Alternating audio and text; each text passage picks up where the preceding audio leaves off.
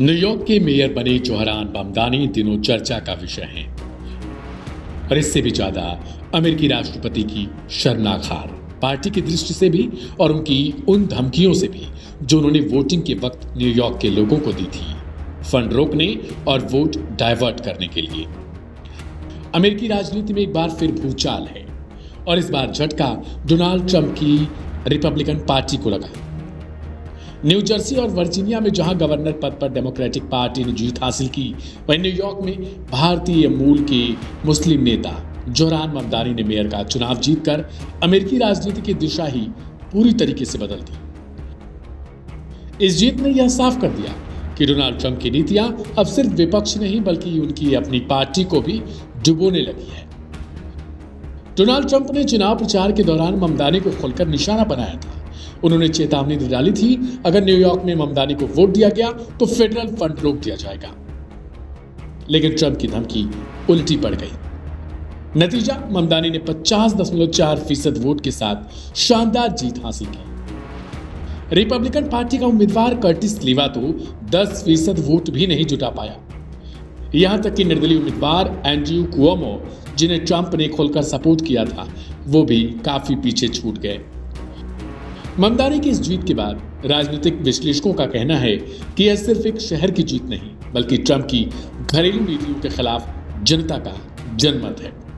बढ़ती बेरोजगारी, एआई से छिनती नौकरियां, महंगाई, हाउसिंग क्राइसिस, इसके अलावा आए दिन कई नए देशों के साथ नए विवाद, इन सब मुद्दों पर ट्रंप प्रशासन को नाकाम बताया जा रहा है।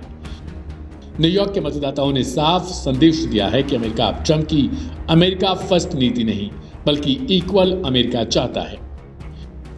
ममदानी के जीतने के मायने गहरे हो सकते हैं। वे भारतीय मूल के मुस्लिम नेता हैं जिन्हें अल्ट्रा सोशलिस्ट भी कहा जाता है। वे गरीबों, ब्लैक कम्युनिटी और अप्रवासियों के अधिकारों के हक की लड़ाई का वादा करते हैं। ममदानी की सोच परंपरागत डेमोक्रेट्स से कहीं अधिक लेफ्ट कही जाती है और यही बात अमेरिकी राजनीति को नए युग की ओर ले जा रही है। TV9 की एक रिपोर्ट के मुताबिक अमेरिका में कुछ जानकार मानते हैं कि ममदानी की जीत ने यह साबित कर दिया कि अमेरिका अब विचारात्मक ध्रुवीकरण से भी थक गया है। दरअसल डोनाल्ड ट्रंप की नीतियों का सबसे बड़ा नुकसान रिपब्लिकन पार्टी को उठाना पड़ा है। उनके कठोर इमिग्रेशन नियम, डोनाल्ड ट्रंप के पुराने हाल फिलहाल के मुस्लिम विरोधी बयान और मीडिया पर हमलों ने मध्य मार्गी रिपब्लिकन वोटरों को भी बेहद दूर कर दिया। यही वजह रही कि न्यू जर्सी, वर्जीनिया और न्यूयॉर्क तीनों जगह रिपब्लिकन पार्टी को करारी शिकस्त मिली। अब सवाल यह है, साल 2028 के राष्ट्रपति चुनाव में क्या रिपब्लिकन पार्टी ट्रंप के साथ रहती है या उससे अलग रास्ता चुनने वाली है?